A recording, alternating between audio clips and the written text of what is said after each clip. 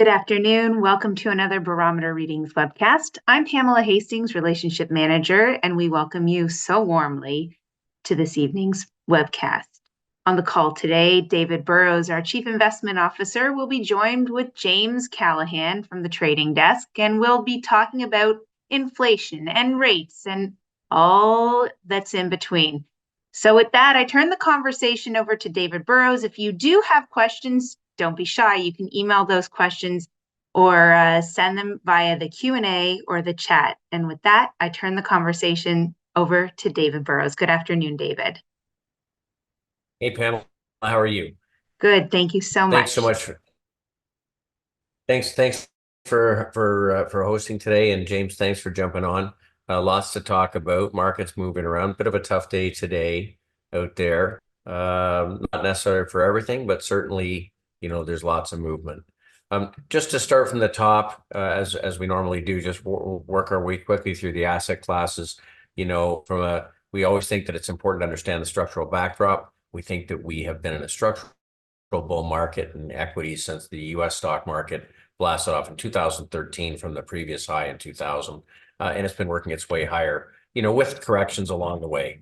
We came out of a 25-month cyclical bear market at the end of 2023, and in January we started making new highs. We're pulled back about 3.6% so far over the course of April. Looks like we'll finish with a negative month.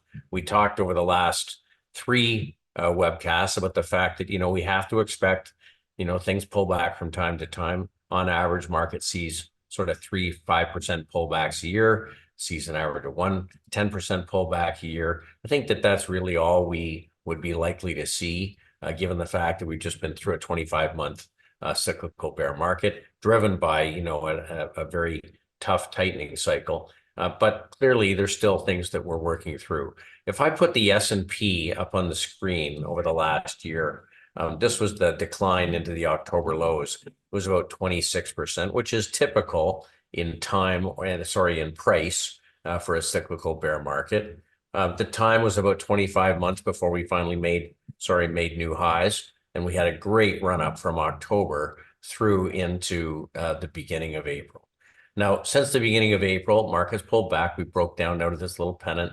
From a technical perspective, you can see we were stretched about 12% above the 200-day moving average.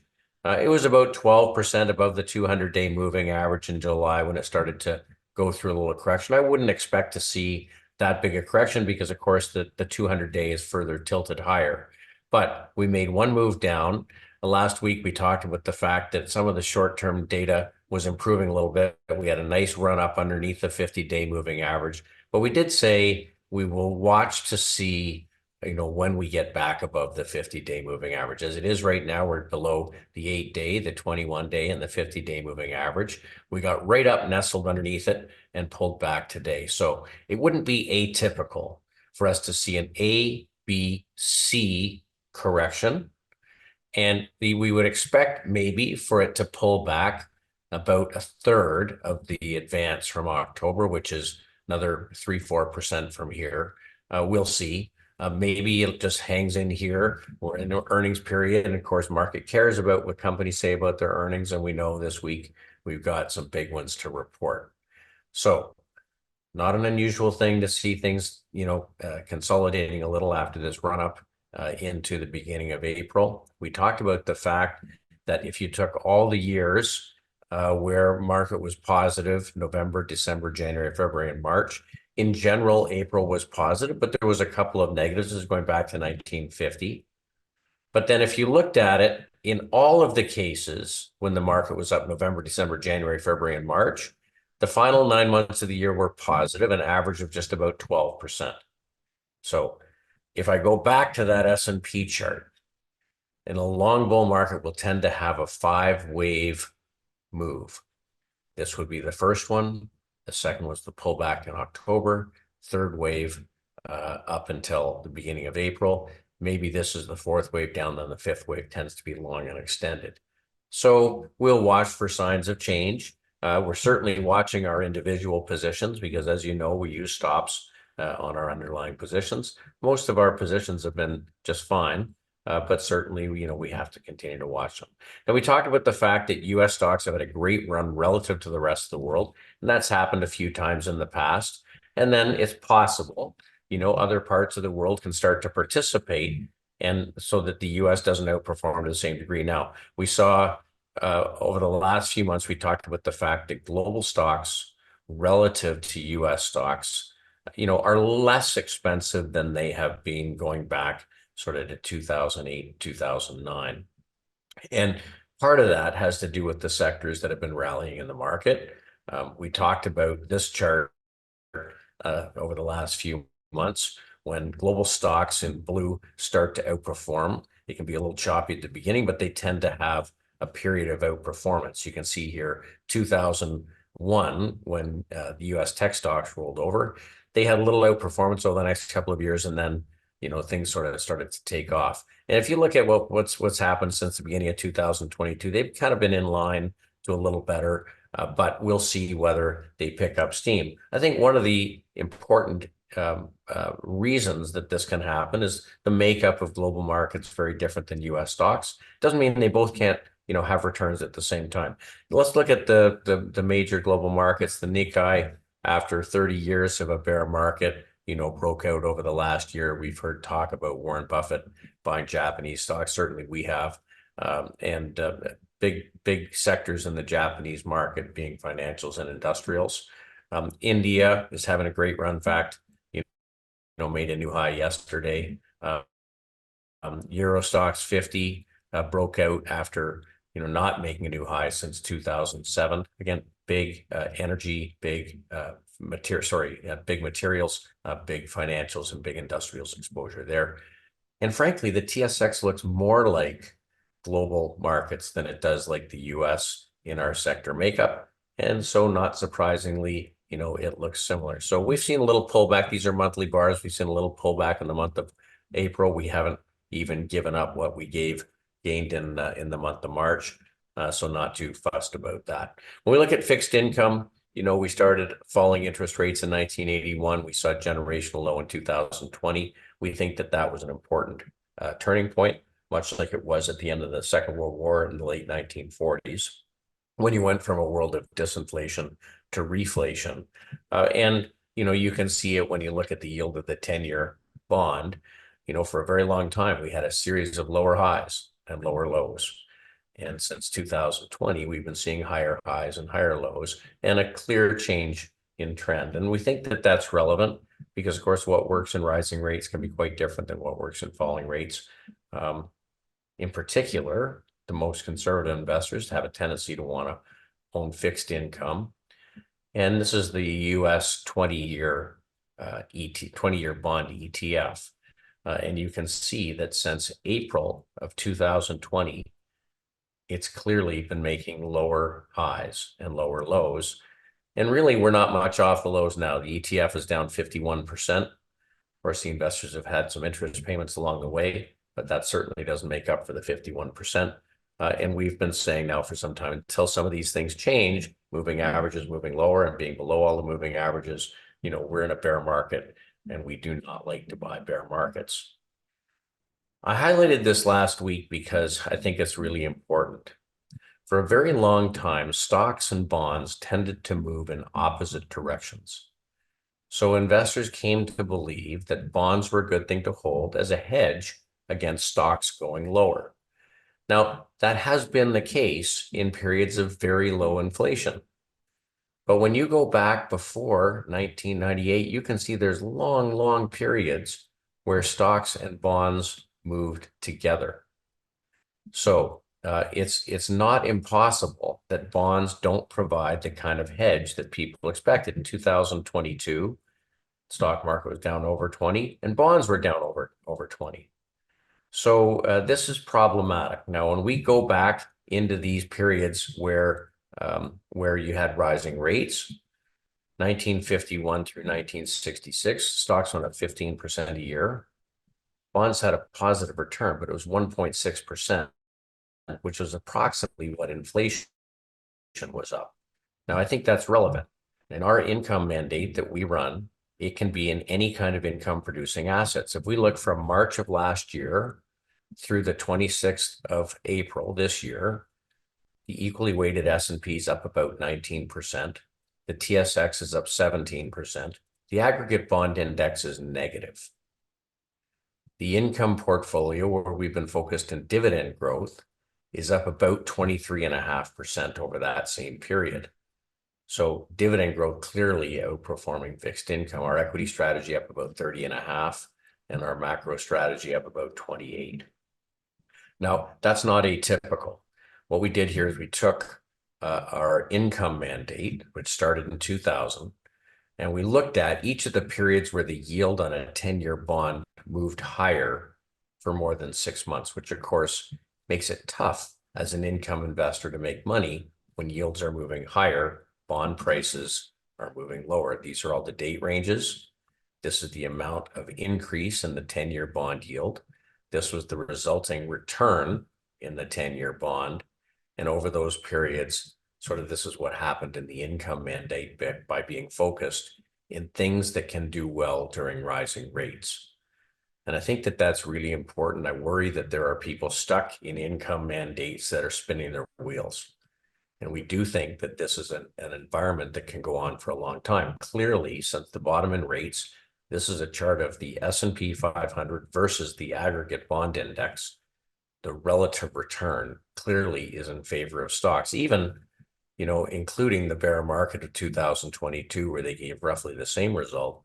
And of course, when we started to look beyond rate hikes, stocks again started to appreciate versus bonds. Same picture if we look at dividend growth. This is the dividend growth ETF RDVY versus the aggregate bond index, very clear outperformance. So we think that we are going to have investments that give us some protection against inflation. One risk in investing is that prices go down. Another risk is you own things that don't keep up with inflation, like, for instance, fixed income. And we need to find ways to generate a rising stream of cash flow so people can offset a rising stream, so rising cost of living. Okay, moving on to commodities. Commodities went through their own long bear market from 2011 through 2020. They reversed. We had a first leg up. We went through the tightening cycle. Looks like we've begun leg two. Another asset that can be a good hedge against inflation. Markets telling us that we need to have this hedge. Now, I thought this was an interesting chart. It's from Incrementum. They take data from Reuters and Stifel, I think, put this together. And it looked at long-term 10-year rolling compound annual growth rate as a commodity investor from the 1800s, another long-term chart, 2024. You can see that after long bear markets, you got to a point where 10-year returns were significantly negative, about 6% negative here over the previous 10 years, about 7% here over the previous 10 years, the depression down about 7%. But when we look at the period of disinflation that led into sort of 2020, 10-year compounded returns for commodities were close to minus 10%. Now they've started to rise, but before they're done, they will be significantly positive 10-year results. And right now it's at about 0. So the previous return over the last 10 years for the commodity asset class, about 0. So it's important when we see these things start to move, not to be too stubborn, not to get too caught up in the fact that it has been a difficult asset class to be in. The world has changed. We're in a more inflationary environment. Inflation clearly is stickier. The last 2 weeks has been marked by lots of commentary, folks saying it may not be that inflation is going right back into the bottle. The Fed is making noises that it may take them longer to start cutting rates. And clearly the economy actually has handled the rate hikes quite well. So when we look at the big structural backdrop, we like equities as an inflation hedge. And we don't like it just because we think it should do well. It is doing relatively better than anything else. And commodities relative to bonds are addressing the fact that some investors think that maybe having protection against inflation is more important than protection against falling prices, which is a more disinflationary thing. So something to think about. Commodities relative to the equally weighted S&P actually making a little bit of a stand here. And it may well be that commodities could start to outperform the equally weighted S&P. There has clearly been a shift taking place, something we want to watch. We think it's early days for the fact that we have a more inflationary environment. Okay, let's look at some of the basic commodities. Clearly, copper has started to break out after a long bear market. Lots of commentary over the past week about the deficit in world supply, given the fact that companies haven't invested in new capacity. Teck Resources, of course, has its big new CB2 mine, which has come online really since the end part of 2023. This week, we heard about BHP approaching Anglo American, specifically because they're interested in their copper assets. We don't think this is the end. When companies think that it's cheaper to mine for copper on Bay Street or Wall Street than it is finding it in the ground, it probably means it's pretty scarce. So something to keep an eye on. WTI, continues to be firm. Lots of discussion about some of the Canadian crude getting out pipeline. 2 million barrels apparently on its way to India, a couple of million barrels on the way down to LA to the refineries there. That can help raise Canadian prices and certainly be good for some of the Canadian producers. And uranium, another company yesterday, Cameco, falling short on their production. Now, a number of companies unable to produce the amount of uranium that they think they need to produce and having to be out buying it in the market to satisfy contracts. Not a bad thing for uranium prices. This is the uranium participation unit, which tracks price of spot uranium. A lot of commodity prices moving higher, and not the least of which is gold. Now, gold is still a pretty unloved asset. We talked about the fact that the last time it came out of one of these bear markets, it had a pretty significant run up, about 350%. We look as though we've just started a new one. A lot of people think it's maybe a little overcooked and pull back a bit. I just want to highlight when we look at the 2-week changes in price volatility, this move is relatively small versus what has happened in the past. So maybe gold consolidates a little bit here, but we think probably it's going a fair bit higher. And we think there's an opportunity both in gold and a couple of the stronger producers. Now, we don't have to be everywhere. I do these webcasts because I think our clients expect us to have the tools to sift through the universe of investment possibilities to identify what has a structural tailwind. What is it that maybe is underowned, where there's clear signs something is changing, where there maybe is a long runway in front of us, where not only the companies we own raise their earnings and raise their dividends, but whereas investors recognize it's a more favorable place to be invested, they're willing to pay a higher multiple of earnings. If you can have higher earnings and a higher multiple of earnings, along with a rising dividend, that's a great recipe for rising share prices. So I do this exercise to say, where structurally do we have a tailwind? Where is the market leadership? We're always looking for signs of new leadership to emerge so we can start building small positions in the best assets we can find in those areas. And of course, we're watching for signs that existing leadership starts to run out of gas.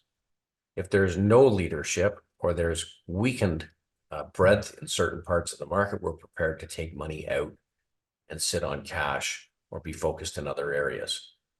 So our approach is quite a tactical approach. Our portfolios change over time as the character of the market changes. I do these webcasts to make sure that we continue to see what we think we see, and we are continuing to be positioned in things that matter. And if things change, we get to talk about what it is that we see changing and how we're managing the portfolio. There was a great study done by an economist named Ben King who looked at the sources of return in a portfolio. He found that 80% of return is driven by getting to the right neighborhood, finding the right asset classes to focus in, not for a little while, but for a long time, and identifying the sectors that are going through some structural shift where we could see a revaluation of their prices. Now, of course, a big part of return also is finding the right securities. In our view, If you're buying sectors at the right time, you don't have to trade down in quality. You can go for the absolute number one or number two in the sector and not pay a premium price because you're not fist fighting everybody else to get your position. I run our top-down work, trying to identify areas that are seeing net inflows of capital. Those are constructive. And then James and our bottom-up team are aimed at taking all of the individual publicly traded securities to try to identify those that are good, getting better, that are leaders within groups where we can see based on the numbers something changing for the better, and in many cases, accelerating to the upside. If we can find the right areas and find securities that are high quality in those areas, that's where our portfolio should live. And then the last piece of portfolio construction is we have to be really disciplined sellers because there's no perfect in investing. We know we're going to make mistakes. We know we're not going to be perfect. And our long-term success is going to be driven by our ability to hold on to winning positions and carve out the ones that don't work with little mistakes, not big ones. And so, of course, we use stop losses on all of our positions. We think what makes an attractive area to be invested in is where after a period of decline, you start to see the leaders turn higher first, and then buying start to spread into more issues. And as you go through a rally, more and more securities within that group should participate. That's a broadening market. Improving breadth is really important. It means money's getting put to work. It means we're not out there alone in the woods making our investments. Other people are recognizing something's changing for the better, and they're willing to pay up. We'll stay in these groups as long as they perform the way that they should, given what we think we know. But when we start to see weaklings in a sector fail or sell off, even if the leaders are carrying on, we're going to get a little more cautious. We don't put any more money to work in that theme or sector. We go back and test our stop losses and know that we're prepared to go to the sidelines if the leaders start to break down, because when the leaders start to break, things can go south in a hurry. But we think when the weaklings start to sell off, that's our canary in a coal mine.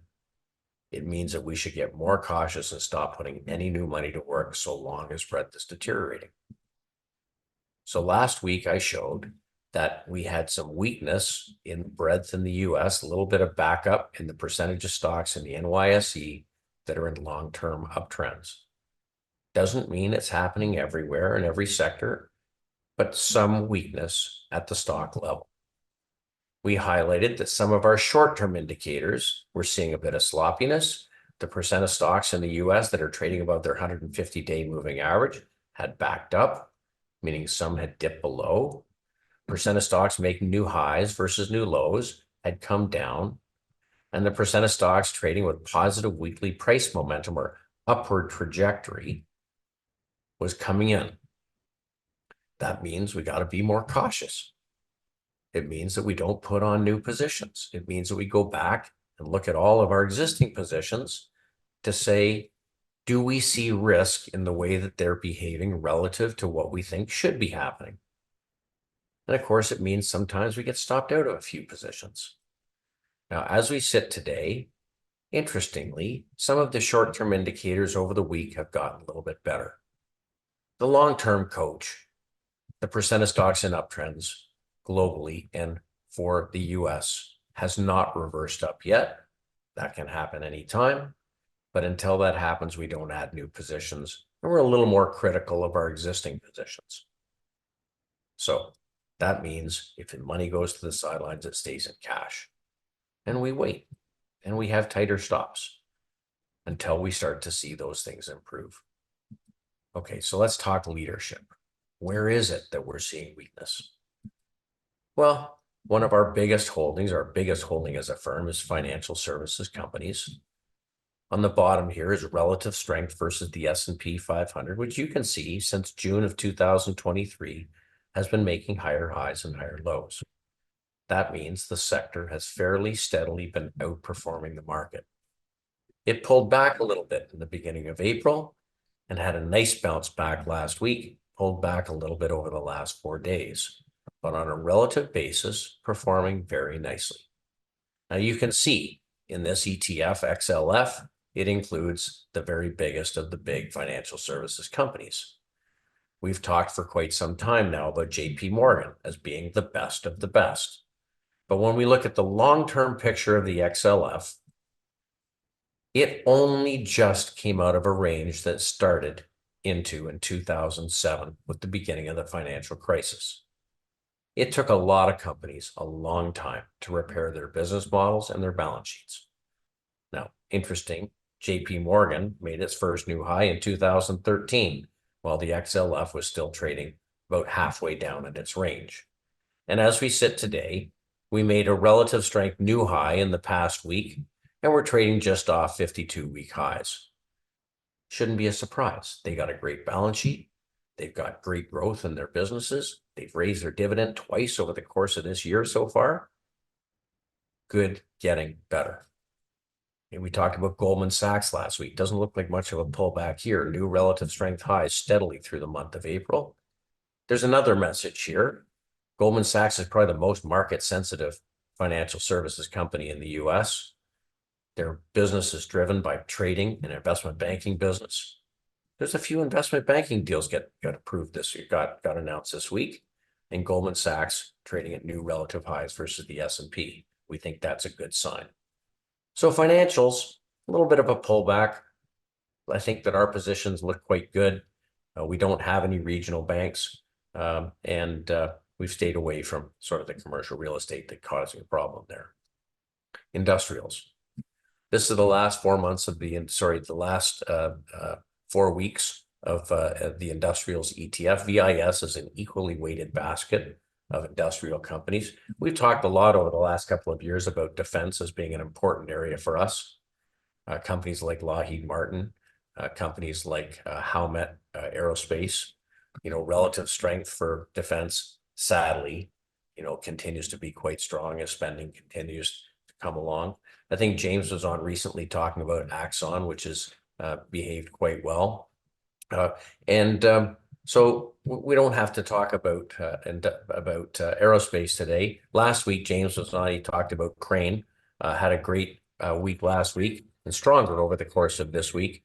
But today, I asked James to drop back in. We talked about Eaton Corp over the last little while. Just for those that don't know, Eaton produces electrical equipment, transformers for the utility industry, all kinds of power maintenance systems for advanced manufacturing, which we know is seeing a lot of reshoring in the US.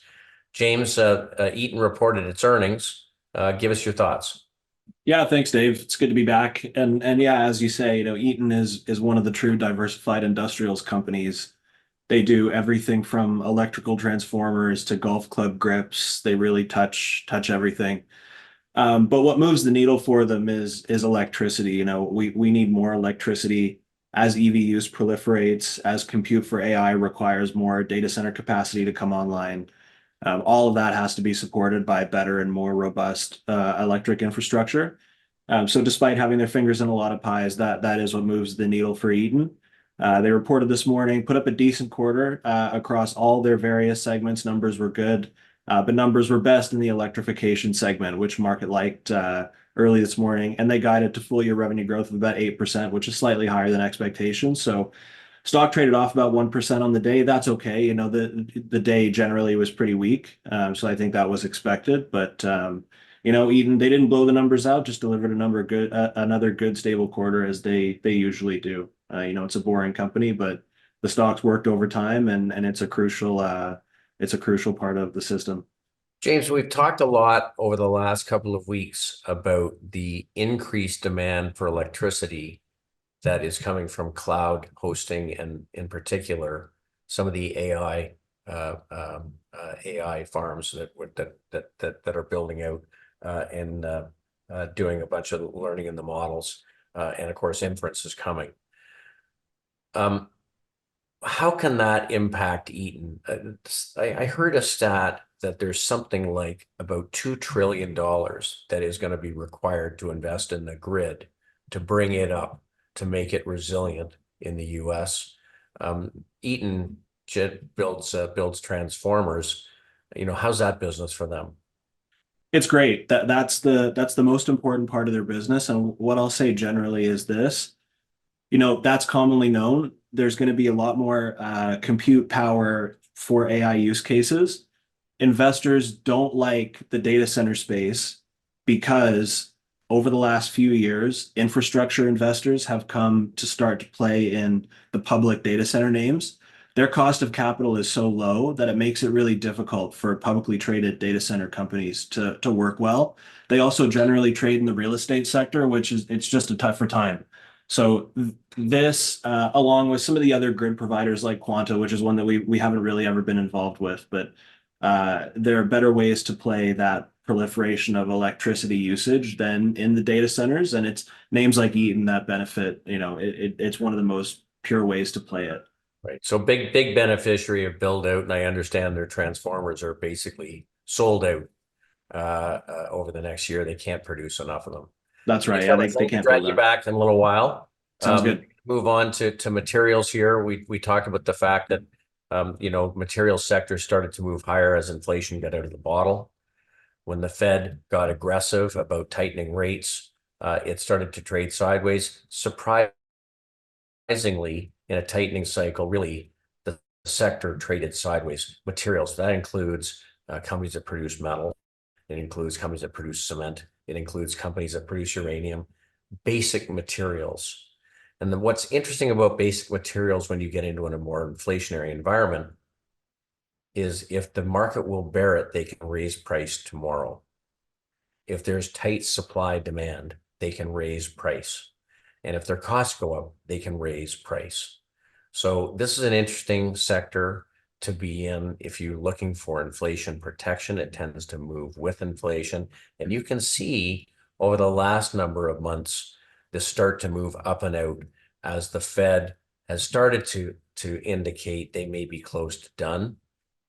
But certainly also inflation has remained sticky in the recent data. And so within this group, we talked about copper, and the copper index this week, the index of copper producers made new all-time highs for the first time since 2011. Again, we like to say when that happens after a long period of no performance, it's the beginning of a new long-term bull market. Tech resources, which we've talked about quite a number of times, has been working its way higher over the last year and a half. Again, this week made new all-time highs. Freeport-McMoRan, which is another very large copper and gold producer, which we own, making new all-time highs. This is what's supposed to happen with leadership. It's supposed to act like a cork. When the market gets sloppy, it can get pulled down, but it pops right back to the surface on the first sign of strength. And despite the fact that there have been some sloppiness over the last couple of weeks, these things are basically trading at all-time highs. Agnico Eagle is the biggest position we have in the gold sector. They reported their earnings this week, basically beat on every metric, including cash flow. So this moved very, very nicely. Nice sharp move higher in relative strength. So this group we think continues to look quite good. Energy. This is the XEG ETF. It's made up of Canadian energy producers. We could put the XOP on the screen, which is US energy producers. It looks the same.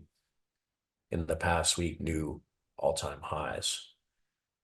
Now, keep in mind, for the people who lived through the down cycle, it was an 86% decline from 2014 through 2020. I'm proud to say we had no energy exposure during that period. And as it worked its way higher, the buyers had to chew through all of the previous investors at higher prices.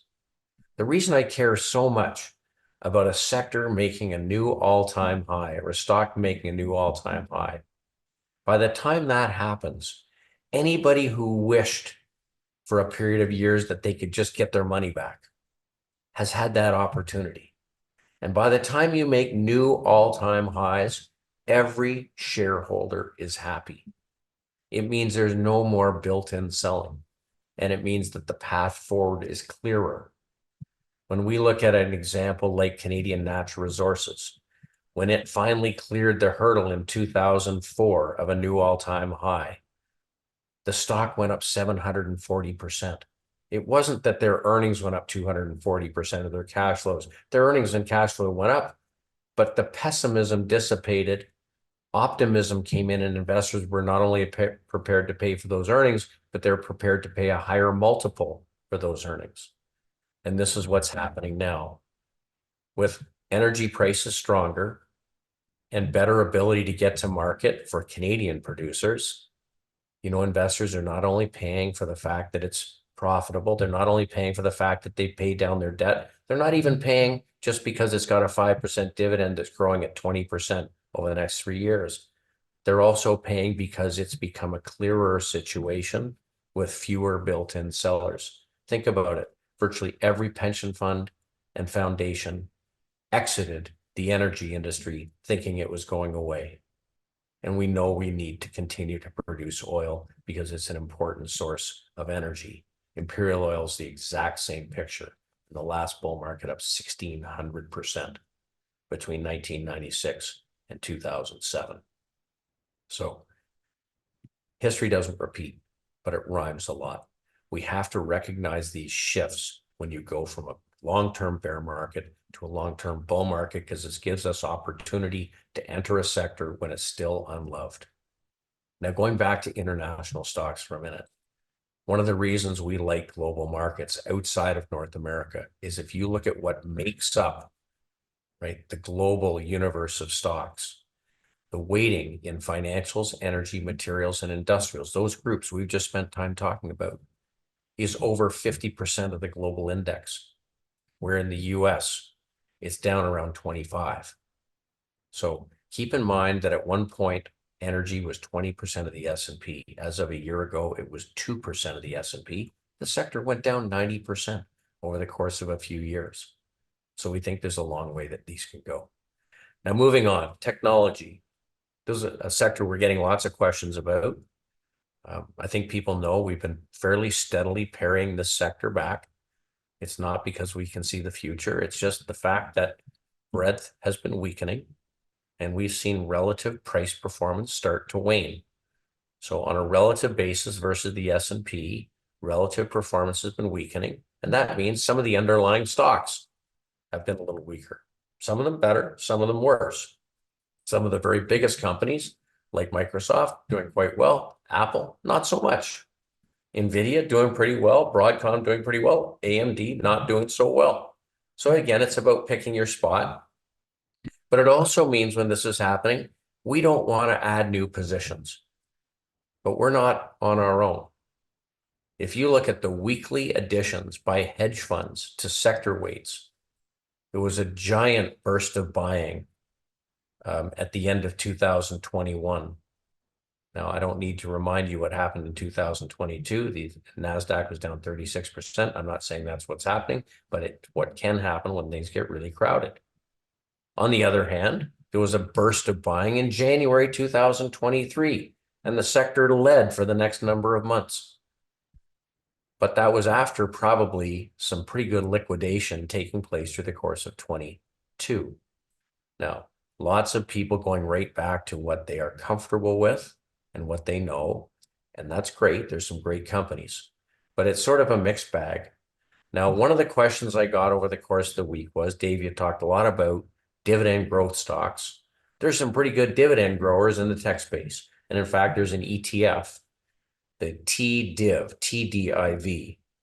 And what I did here is I compared the TDIV, the dividend growing companies within the NASDAQ 100, and the equally weighted NASDAQ 100.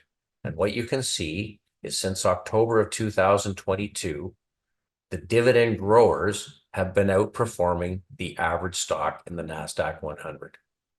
So I think that goes back to support our idea. Now, one of the reasons we like Microsoft is it's got a nice dividend and it's growing it regularly. So that's been pretty good. If we look at TDIV, the ETF itself versus the S&P, well, it's been a more neutral provider of return since November, about equal with the S&P, but certainly it's been better than just compared to the large cap tech ETF. So that helps to understand why we've been more focused on dividend growers. But that leads to one of the companies that is reporting this week, which is not a dividend payer.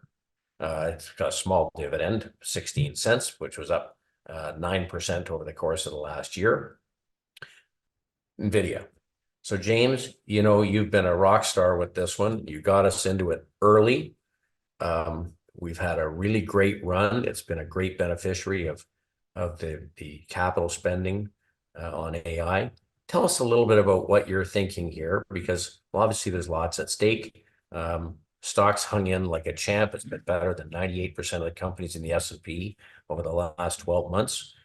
We did sell some prior to the last earnings because the position got so big. But give me your thoughts on what we're hearing from other companies in their earnings that can give us some clues and what you're thinking about as we get to the earnings. Yep, happy to, Dave. So NVIDIA, yep. It's one that we always pay very close attention to. It's not our biggest position anymore, as it was one of the last times I was on this webinar to speak about it. So we are de-risked there. And our outlook for the quarter is for huge growth to continue. So just to get an idea of where expectations are, they're expected to do 237% year-over-year revenue growth when they report in a few weeks. And that's based on almost 400% year-over-year revenue growth from their data center segment, which is where they booked the AI business. And the reality is the actual number will come in substantially higher than this. That's been the pattern with NVIDIA on this run. They put up big beats over expectations. They need to trade up on the day. To be honest, not that much has changed with the stock in the last while. They have a product that's vastly superior to competitors. Demand is huge. NVIDIA is making the GPUs as fast as they can, and they're able to sell them for 80% gross margin. So it's a fantastic business. What we've learned more recently from some of their big customers is that they're upping their order size. So Meta announced that they plan to buy more NVIDIA GPUs on top of the 350,000 H100 GPUs, which are now the previous generation that they already have on order. Those come at $30,000 a piece. Maybe they get a volume discount, but probably not. That's over a $10 billion investment. Tesla's announced more investment. And from Microsoft numbers last week, we learned that their cloud growth was huge, so they'll be buying more as well. After the close today, we had Amazon report, and AWS put up huge growth in the first quarter. So year-over-year growth in AWS of 17% versus 13.5% expected. And they're actually an NVIDIA customer as well, which it's a bit niche. We don't need to get into it, but Amazon generally does their compute on custom chips that they've developed in conjunction with Broadcom. NVIDIA has the dominant leadership position, and even Amazon has been their customer in the last few quarters to get access to the cutting edge. So everything that we've seen intra-quarter has been really positive for NVIDIA. No real concerns. The only concerns are trying to manage where other investors' expectations are on the quarter and trying to square that with how it'll trade on the day. But we've de-risked our position. We've taken some money off the table. It's been a big winner, and we think it continues to work well. Yeah. Well, James, congratulations on this one. It's been a great holding. Of course, we'll all be waiting. They report their earnings in about 22 days. So thanks for jumping on this. Thanks, Dave. The thing I like to touch on, if we can, is what we see changing for the better and what we see changing for the worse. And so just from a process perspective, to make sure everybody understands what we're trying to do, this is a picture of the bullish percent chart for the utility sector. On the left-hand side, you get a percentage from 0 to 100. So if you gave every company a single vote and tracked at any given time, what percent of the companies in this industry are in long-term uptrends? And we use a point and figure chart to define that. You can plot it over time. So for instance, you can see in 2002, down here at the bottom, October of 2002, only 18% of utility companies were in long-term uptrends. And over the next 2 years, you got to the point where in March of 2004, 92% of utilities were in uptrends. That's a constructive period of time.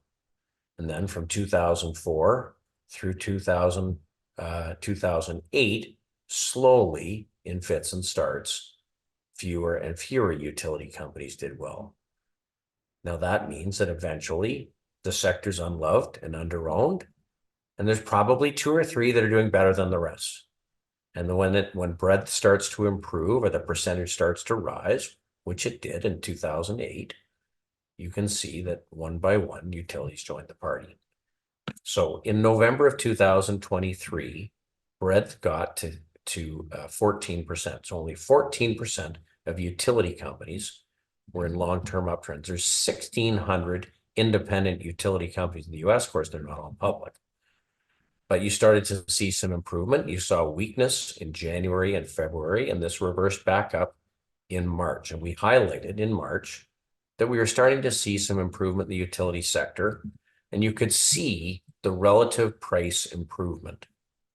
So what do we do when we see breadth turn higher? Well, while it's weakening, we're always filtering to try to identify those companies that for whatever reason are behaving better than the rest. Now you'll see in the XLU ETF, Nextera, NED is 13%. It's the granddaddy of the bunch. And last week, Jim Skatakis came on and talked about why it is they've been so successful when nobody else seems to be successful in renewable energy. The fact that they run their whole renewable business with a control center with 7 employees is quite remarkable. So when we look at Nextera's share price, it made a low in September. When the sector made its low in March, it had already made a low in February and was rallying. Now we're above all the moving averages. Relative strength has been firming up since February. So this was the first utility we put a small position on in. Now we'll see. Utilities are a push-pull. High rates aren't good for utilities because most of them have a lot of debt. Nextera is a bit of an unusual character, and that's why we bought it. It's the one that's good, getting better. But just gives you some insight. We're not married to the idea that utilities, are a poorly performing sector and that's going to go on forever. But we've seen some change here. So we start with a position, and probably it has to do with the rapidly increasing growth in utilization of energy capacity for things like James was talking about, AI compute and data centers. Another thing that we saw over the course of the week was improvement in the breadth model for the drug sector. Again, there's a ton of these companies that have been very poorly performing. However, we've been in one over the course of the last year which never turned lower. And this is Lilly.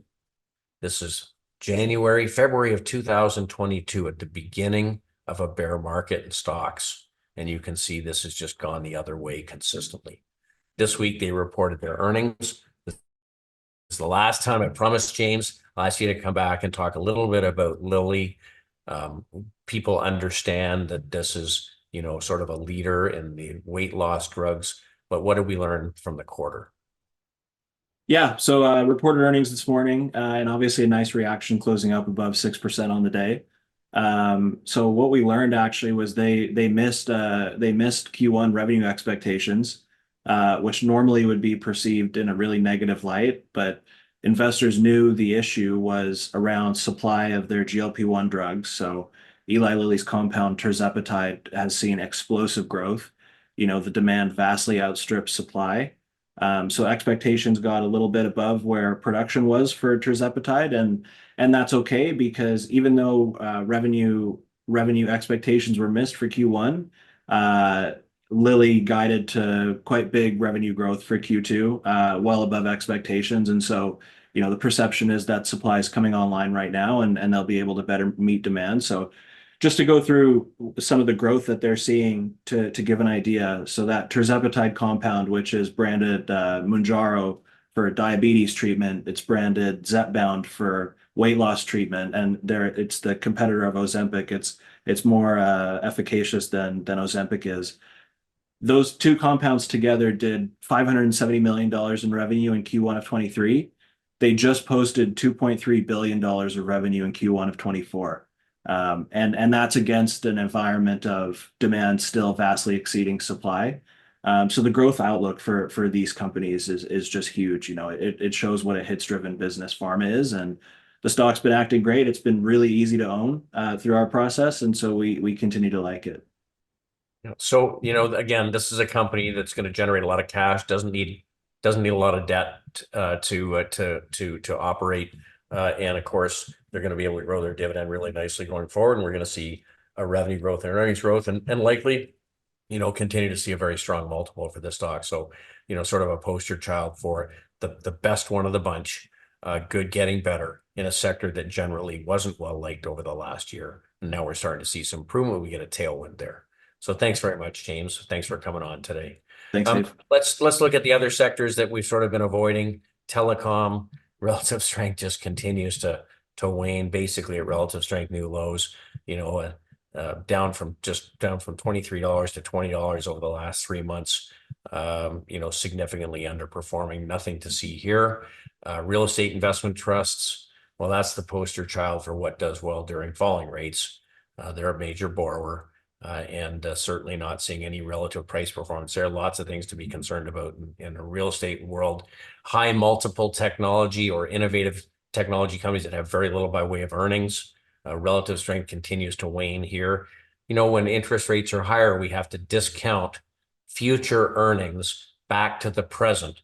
And if companies are going to be a while before they make money, you can pay significantly less for them. Same thing in the innovators in genomics. Not a lot of revenue, not a lot of cash flow. Generally, you need to continue to invest to bring things to market. So not much going on there. And so the net of it is, reflation seems to be working. I got this from Amit, who's another one of our analysts. It just looks at sectors, starting from the weakening sectors to lagging sectors, to improving sectors, to leading sectors. So you can see that we've watched information technology start to weaken. We've seen real estate go from doing well a while ago to now in the lagging sector. You can see healthcare in general lagging. You can see some slight improvement in consumer staples. But we've seen a big turn in utilities. We've seen a very big turn in materials, just moving into the leading category. We've seen a very significant shift in energy into the leading category. And these are the sectors that we've been focusing in. So from the beginning of the year through now, in general, things are going pretty well. Equally weighted S&P is up 2.5%. TSX is up 5%. Our income mandate is up 9.6 versus a bond market down 3. Our equity mandate is up 8.7%. Our macro mandate up about 8.8%. If we look at outside of the US, the MSCI All World ex-US is up 2.8%. Our new global fund is up just about 9%, and the equity portfolio up about 11.2. So things are going quite well. When we get down under the coverage, you can see why. Our weight in financials has been about double the S&P weight. Our industrial weight, up over the last month by a little bit. That's actually just been performance. Energy, is about 3 times the weight of the S&P. Technology, which as of January was just about what the sector weight was in the S&P, is now down to about 10%, or about a third of the index. Materials is just about 4 times the index weight. Healthcare is relatively small, staples relatively small, and the defensive sectors, still very low weightings. We may see, as breadth models get better, our utilities weight grow a little bit. We have to see. And the consumer really has been a non-starter for us over the last while outside of our holdings in Amazon. So not a lot changing, a little bit at the margin. Our positions are holding in quite well. Things that we're watching: high yield bonds relative to investment grade bonds continue to outperform. That means nobody's really worried so much about some kind of a credit crisis. These would be the riskier bonds, and they're outperforming. So that means that people think the economy is going to continue to be okay. Volatility levels are solidly within the band of what is typical during cyclical bull markets. Even with a sloppy couple of weeks in stocks, volatility's, quite within the range. And earnings in general are coming in pretty well. So look, there's always risks. One of them is that prices go down. One of them is that inflation eats your money. We think that's the bigger risk right now. That means we think we need to own equities that have the ability to raise price. We need companies that are willing to raise dividends. We need to be focused on inflation-oriented assets like commodities. Clearly, inflation is a little bit stickier. And we think that this beginning that came out in January is just the beginning of what is likely 2 or 3 years before we get the next, significant correction. That's what tends to happen after cyclical bear markets. So with that, Pamela, I know we're like way over on time this week. I'm sorry. If there's any questions, certainly happy to answer them. If things get sloppier, we'll get more defensive. But so far, the themes seem to be hanging in pretty well. Thanks so much, David. We have two questions this evening. The first comes from Alejandro. He says, "Good afternoon, David. If the S&P 500 is not able to rise and be supported above the 50-day moving average, do you think insurance companies, in parentheses, if tomorrow's Powell speech is more towards a new trend in high inflation, will that be a good hedge for a pullback to the 4,800 range or even the 200-day moving average? If yes, which stock would you own? And if not, which stock would you short to capitalize this move that gives you a higher beta than the market?" Okay. Very detailed question. Very detailed question. Okay, so Over to let's you. just start here. As I've just tried to say, I think that there are some vulnerable sectors that are being hurt by a structural change in the market. And I don't think that structural change is going away. Our view is we're in a more inflationary world, and it's going to be longer before that goes away. You can't fix a shortage of commodities in a hurry, right? You have to find ways to produce them. Or as the uranium companies are finding out, go out and buy either companies in the market or buy material in the market. So you can't fix that. And so if we're in a more inflationary world, they can get impacted on, weekday, but likely they continue to be bought, right? Financial services companies, I said earlier, in the world of 40 years of falling interest rates, the borrower is in control. Well, now probably the lender is in control. So that means that companies like insurance companies that make money on their investment portfolios, or the banks that of course make money lending money, they probably benefit. So, we would use weakness to buy. But again, we don't buy when our indicators are sloppy. We hold on to the stuff that we own that continues to behave. So far, financial services, the ones we own, are behaving quite well. When we start to see those breadth models improve, I'd rather pay a little bit higher price than try and, pick a bottom. So look, insurance companies, we think that Fairfax Financial is a fabulous company. They've got wonderful private investments. They've done a really good job managing the money. It's outperformed Berkshire Hathaway shares over the last number of years. And so we're happy to have that as one of our biggest holdings. We do own some Berkshire Hathaway as well. They got lots of great private companies, and they are not levered up with debt. They're cash flow generating companies. So I think both of those are good. I really like JP Morgan. I think Goldman Sachs is very timely because it looks as though the window to do IPOs is open, and we're likely to see more mergers and acquisitions, and they'll make money, advising on that. We think that the infrastructure spend in the U.S., both on power grid and general infrastructure, is going to continue on. So the companies that are in the business of selling basic materials, and the companies that are in the business of construction, like the engineering companies, are going to do quite well. There's a lot of stuff out there that we really like. But when the breadth models are a little sloppier, we sort of sit on our hands a bit. We're pretty well invested. I'd wait really to see the market back sort of above the 50-day, or to see the breadth models turn. Everything in the market doesn't have to go up at the same time. One of the things I worry about is that there's a lot of people invested in the S&P 500, and they don't realize how concentrated the holdings are in that index. And, technology, there's some great companies, but as just speaking as a technician, I don't like to see falling relative strength in the most broadly owned sector in the market. So I'd just be a little careful there. That's about it. Thanks, David. Good thing we have a global equity fund there. Global equity. Global. The next question comes from Sebastian, and he's just a quick question as we head into May, Dave. The big omen, sell in May and go away. What are your thoughts? Yeah, I don't think that necessarily plays this year. If you look at years where there's an incumbent up for re-election, it tends to be that the markets make a low in April. and that they kind of firm up in the last 9 months of the year.